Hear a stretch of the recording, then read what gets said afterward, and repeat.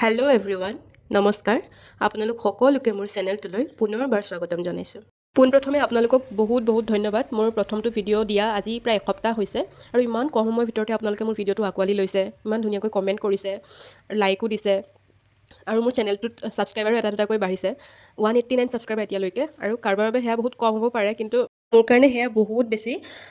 আৰু মই ইমান মৰম পাম বুলি ভবাই নাছিলোঁ ইমানখিনি ভিউজ আহিব বুলি আশাই কৰা নাছিলোঁ কিন্তু এতিয়ালৈকে মোৰ তাত 6টামান মেইল আহিলে আৰু তাৰে 4জনেই ৰিকুৱেষ্ট কৰিছে নেক্সট ভিডিঅ'টো দিবলৈ আৰু তেওঁলোকে নিজৰ ফালৰ পৰা টপিকো ছাজেষ্ট কৰিছে সেইবাবে আপোনালোকক পুনৰবাৰ মোৰ অন্তৰৰ পৰা ধন্যবাদ জনাইছোঁ আৰু এই যে কমেণ্টবিলাক মই দিনটোত এবাৰ হ'লেও পঢ়োৱে মোৰ মনটো সঁচাকৈ ভাল লাগে এনেকৈ আপোনালোকে সদায় মোক মৰম দি যাব আৰু মোৰ ভিডিঅ'সমূহ আগলৈও চাই যাব আজি মোৰ গাটো অকণমান বেয়া আপোনালোকে মাতটো শুনি চাগে ধৰিব পাৰিছেই প্ৰায় 3-4 দিন ধৰি গাটো বেয়া হৈ আছে চৰ্দি জ্বৰ হৈ আছে অলপ আজিৰ ভিডিঅ'টো হ'ব APSC প্ৰিপাৰেশ্যন ষ্ট্ৰেটেজি লগতে কমপ্লিট চিলেবাছ অভাৰভিউৰ ওপৰত ভিডিঅ'টো যদিও বিগিনাৰ বা একেবাৰে নতুনকৈ আৰম্ভ কৰা সকলৰ উপযোগীকৈ বনোৱা হৈছে তথাপি যিসকলে ইতিমধ্যে প্ৰিপাৰেশ্যন কৰি আছে তেওঁলোকেও ভিডিঅ'টো চাব পাৰে কাৰণ মই এই ভিডিঅ'টোত আছামিজ আৰু ইংলিছ দুয়োটা মাধ্যমৰে চিলেবাছৰ অভাৰভিউ দিয়াৰ লগতে সকলো ষ্টুডেণ্টৰে হেল্প হোৱাকৈ কিছুমান ষ্টাডি টিপছ যিখিনি সম্পূৰ্ণ মোৰ প্ৰিপাৰেশ্যন ষ্ট্ৰেটেজিৰ বেচিছত হ'ব লগতে মই NCERT books news paper current affairs এইসমূহ ক'ৰ পৰা পঢ়োঁ সেয়াও শ্বেয়াৰ কৰিম ভিডিঅ'টোৰ শেষলৈ মোৰ ষ্টাডি ৰুটিনখনো দেখাম গতিকে ভিডিঅ'টো স্কিপ নকৰাকৈ চাই যাব যিকোনো এটা পৰীক্ষাৰ প্ৰস্তুতি আৰম্ভ হয় সেই পৰীক্ষাটোৰ চিলেবাছখন বুজি লোৱাৰ পৰা ইতিমধ্যে সকলোৱে নিশ্চয় জানেই তথাপিও মই বিগিনাৰ ষ্টুডেণ্টখিনিৰ সহায় হোৱাকৈ কৈ দিছোঁ APSC CCE অৰ্থাৎ কম্বাইণ্ড কম্পিটিটিভ এক্সামিনেশ্যনৰ 3টা ষ্টেজ থাকে প্ৰি মেইনছ আৰু ইণ্টাৰভিউ প্ৰিলিমছৰ 2খন পেপাৰ 200 নম্বৰকৈ আৰু মেইনছৰ মুঠ 6খন পেপাৰ এখন এছে 5খন GS 250 নম্বৰকৈ আৰু ইণ্টাৰভিউত থাকে 180 নম্বৰ পৰীক্ষাটোৰ বিষয়টো গম পালোৱেই এতিয়া ক'ৰ পৰানো ষ্টাৰ্ট দিওঁ অলপ আগতেই মই কৈ গ'লোঁ যে চিলেবাছখন বুজি পোৱাটো খুব প্ৰয়োজনীয় সেইবাবে চিলেবাছখন হাততে থাকিলে বেছি সুবিধা হয় গতিকে পাৰিলে আপোনালোকে চিলেবাছখন ডাউনলোড কৰি ল'ব APSCৰ অফিচিয়েল ৱেবছাইটৰ পৰাও ডাউনলোড কৰিব পাৰে নহ'লে বিভিন্ন ইনষ্টিটিউটৰ এপ আছে ৱেবছাইট আছে তেওঁলোকৰ পৰাও ডাউনলোড কৰিব পাৰে মই এনেকৈ প্ৰিণ্ট আউট উলিয়াই লৈছোঁ এখন ইংলিছ মিডিয়ামত আৰু এইখন যিখন দেখি আছে আছামিজ মিডিয়ামত আছে এইখন মই ৱেবছাইট এটাৰ পৰা ডাউনলোড কৰিছিলোঁ তলত লিংকটো দি দিম বাৰু চাব পাৰে আপোনালোকে ধুনীয়াকৈ আছে স্পষ্টভাৱে আপোনালোকে পাৰিলে চিলেবাছখনৰ লাইন বাই লাইন ভালকৈ পঢ়ি প্ৰত্যেকটো টপিক ভালকৈ বুজিবলৈ চেষ্টা কৰিব এইমতে এটা চেকলিষ্ট বনাই যাব পাৰে আৰু প্ৰিণ্টেড চিলেবাছখনৰ পৰা ইম্পৰ্টেণ্ট টপিকসমূহ হাইলাইট কৰি যাব পাৰে মই এনেকৈ কপিখনত ইম্পৰ্টেণ্ট টপিকখিনি লিখি ৰাখিছোঁ চাব পাৰে আপোনালোকে এনেকৈ পেপাৰ 1ত জেনেৰেল ষ্টাডিজত আছে current events history of India Indian national movement geography of India Indian polity and governance economy and social development environmental ecology GS ইত্যাদি 2খন হৈছে CSET য'ত আছে comprehension interpersonal skills logical reasoning decision making basic নিউমেৰিচি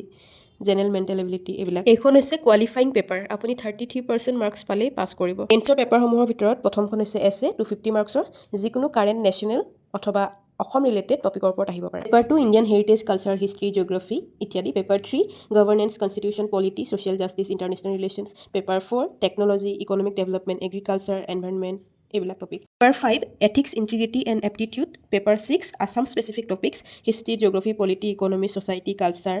আৰু current যিকোনো ট্ৰেণ্ডত থকা topic আহিব পাৰে এতিয়া আহোঁ শেষৰটো পৰ্যায়লৈ সেইটো হৈছে ইণ্টাৰভিউ বা পাৰ্চনেলিটি টেষ্ট 180 নম্বৰৰ হয় মেইনছ পাছ কৰাৰ পাছতহে দিব পাৰে বিশেষকৈ প্ৰাৰ্থীজনৰ এৱেৰনেছ কমিউনিকেশ্যন বা ব্যক্তিত্বটোৰ ওপৰত গুৰুত্ব দিয়া হয় এডিশ্যনেল পইণ্ট যে বৰ্তমান APSCত কোনো ধৰণৰ অপশ্যনেল বা লেংগুৱেজ পেপাৰ নাই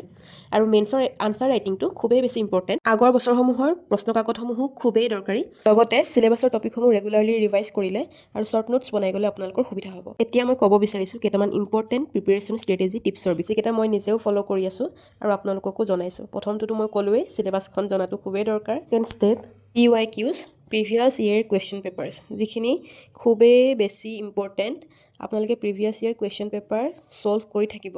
তেতিয়াহে এক্সাম পেটাৰ্ণটোৰ লগত মিলিব পাৰিব বা গম পাব কেনেকুৱা ধৰণৰ কুৱেশ্যন পেপাৰ আহিছে কি ক'ত ৰিলেভেণ্ট ষ্টেপ 3 এটা ষ্ট্ৰং বেছিক বনাব লাগিব তাৰ বাবে আপোনালোকে NCERT বা আছাম ব'ৰ্ডৰ বুকসমূহো ফ'ল' কৰিব পাৰে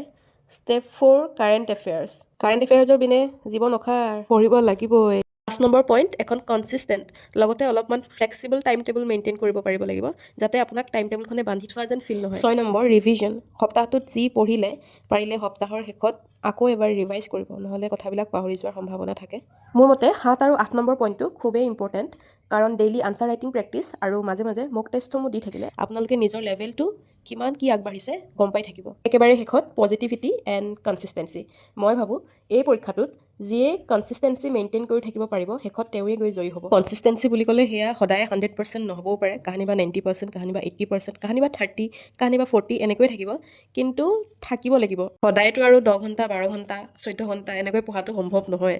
কেতিয়াবা কমিবও পাৰে। এই ভিডিঅ'টো যদি কোনোবা বিগিনাৰে চাই আছে তেন্তে তেওঁলোকক উদ্দেশ্যি কওঁ যে কেতিয়াবা ক'ৰবাত ইণ্টাৰভিউত দেখিব বা ক'ৰবাত ব্লগতে দেখিব কোনোবাই 12 ঘণ্টা পঢ়িছে, কোনোবাই 14 ঘণ্টা, কোনোবাই তাতকৈ বেছিও পঢ়িব পাৰে। তাকে দেখি আমিনো কিয় নোৱাৰোঁ এনেকৈ ভবাৰ বা কাৰোবাক দেখি পূৰা জোচ লৈ 10-12 ঘণ্টা বহি যোৱাৰ কোনো দৰকাৰ নাই, কাৰণ সকলোৰে মগজুৰ কেপাচিটিখিনি বেলেগ বেলেগ। মই নিজৰ অভিজ্ঞতাৰ পৰা কওঁ যে মই আগতে 10-12 ঘণ্টা দূৰৰে কথা, দিনটোৰ ভিতৰত 4-5 ঘণ্টা পঢ়াটোও মোৰ বাবে সম্ভৱ নাছিল, কাৰণ পঢ়াটো এটা অভ্যাসৰ কথা। সেই অভ্যাসটো লাহে লাহে ডেভেলপ কৰিব লাগিব। আজি 3 ঘণ্টা, কাইলৈ 4 ঘণ্টা, পৰহিলৈ 5 ঘণ্টা, এনেকৈ বঢ়াই বঢ়াই এদিন আপুনি দিনটোত 15 ঘণ্টাও পঢ়িব পৰা হ'বগৈ। কিন্তু এদিন 10 ঘণ্টা পঢ়ি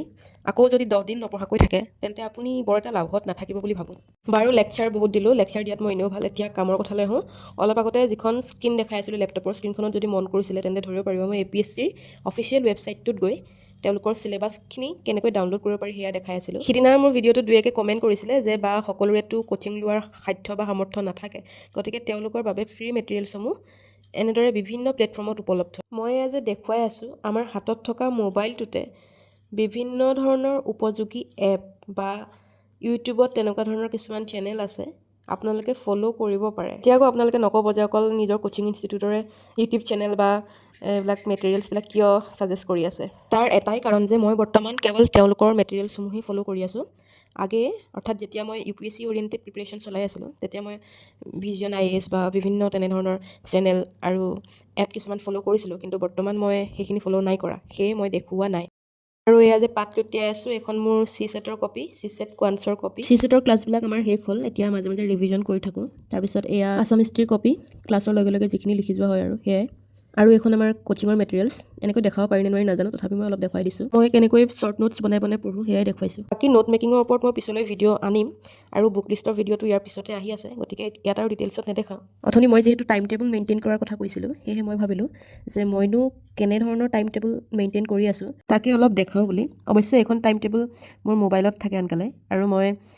এটা কথা কৈ দিওঁ যে এখন ফিক্স টাইম টেবুল নহয়, এখন ফ্লেক্সিবল টাইম টেবুল। মই জাষ্ট দেখাইছোঁহে যে এনেকৈও টাইম টেবুল এখন আপোনালোকে বনাই ল'ব পাৰে নিজৰ সুবিধা অনুসৰি। মই এখন টিউশ্যন ডেইজ বুলি লিখিছোঁ, তাৰমানে যিকেইটা দিনত মোৰ টিউশ্যন থাকে সেইকেইটা দিনত মই এনেধৰণৰে এখন টাইম টেবুল ফ'ল' কৰোঁ। টিউশ্যন থকা দিনবোৰত 9-10 ঘণ্টাৰ বেছি মই পঢ়িব নোৱাৰোঁ। অৱশ্যে টিউশ্যন নথকা দিনবোৰৰ কথা অলপ বেলেগ। টিউশ্যন নথকা দিনকেইটাৰ ৰুটিনখন অলপ বেলেগ হ'ব। এখন ৰুটিন মই কপিত এনেকৈ লিখি ৰখা নাই আৰু মোবাইলতে থাকে, আৰু মোবাইলত থাকে যদিও মই তেনেকৈ ফ'ল' নকৰোঁ। মানে মই ৰাতিপুৱা শুই উঠাৰ পৰা ছেশ্যনবিলাক ষ্টাৰ্ট কৰোঁতে কৰোঁতে টাইম মেনেজমেণ্ট নিজেই হৈ যায়, ৰুটিন নিজে নিজেই ফ'ল' হৈ যায়। এখন চেম্পল ৰুটিনহে দেখাইছোঁ যে এনেধৰণেও আপোনালোকে ডেইলি ৰুটিন এখন বনাই ল'ব পাৰে আৰু ফ'ল' কৰিব পাৰে। এনেকুৱা নহয় যে একদম ষ্টিক হৈ থাকিব লাগিব ৰুটিনখনত, অকণমান ইফাল সিফাল হ'ব পাৰে কেতিয়াবা, কিন্তু ৰুটিন এখন মেইনটেইন কৰাটো খুবেই জৰুৰী। আৰু একেবাৰে শেষত আকৌ কওঁ, মই কোনো এক্সপাৰ্ট নহয়, ময়ো এক্সপিৰিয়েণ্টহে, ময়ো শিকি আছোঁ বস্তুবিলাক। কোনোবাই আহি ক'বও পাৰে বোলে তুমি যে ইমান এডভাইচ দি আছা, তুমিনো কেইবাৰ এক্সামটো ক্লিয়াৰ কৰিছা বা তোমাৰনো কিমান এক্সপিৰিয়েঞ্চ আছে। অৱশ্যে এক্সামটো পাছ কৰাৰ বা দিয়াৰ এক্সপিৰিয়েঞ্চ মোৰ হোৱা নাই, কিন্তু প্ৰিপেৰেশ্যন জাৰ্ণিটোত মই যিখিনি শিকিছোঁ, যিখিনি অভিজ্ঞতা গোটাইছোঁ সেয়াকে আপোনালোকৰ আগত শ্বেয়াৰ কৰিছোঁ। গতিকে মোৰ সকলো কথা শুদ্ধ নহ'বও পাৰে, আৰু মোৰ প্ৰত্যেকটো কথাই আপোনালোকে মানিব লাগিব বুলি কোনো কথা নাই। মই মাত্ৰ এটা প্ৰিপেৰেশ্যন ষ্ট্ৰেটেজি আপোনালোকৰ আগত শ্বেয়াৰ কৰিছোঁ। যদিহে আপোনালোকে মোৰ এই ভিডিঅ'টো চাই ভাল পাইছে তেন্তে লাইক, কমেণ্ট আৰু শ্বেয়াৰ কৰি দিবলৈ নাপাহৰিব, আৰু কোনোবাই যদি মোৰ প্ৰথম ভিডিঅ'টো নাই চোৱা তেন্তে গৈ চাব। ইউটিউবৰ ক্ষেত্ৰখনত একেবাৰে নতুন, সেয়েহে ভিডিঅ'সমূহ ভালকৈ বনাব জনা নাই। লাহে লাহে ভিডিঅ'সমূহ ভালকৈ বনাই দিবলৈ চেষ্টা কৰিম। গাটো বেয়া যদিও ৰাতি এপৰলৈকে ভইচ অভাৰ কৰি আছোঁ, গতিকে যদিহে ইমানখিনিলৈকে ভিডিঅ'টো চাই আছে তাৰ বাবে ধন্যবাদ। নেক্সট ভিডিঅ' খুব সোনকালে আহি আছে, চাই থাকিব কাঞ্চনজংঘা এন এক্সপিৰিয়েঞ্চ ডায়েৰী। আজিলৈ আহোঁ, আকৌ লগ পাম।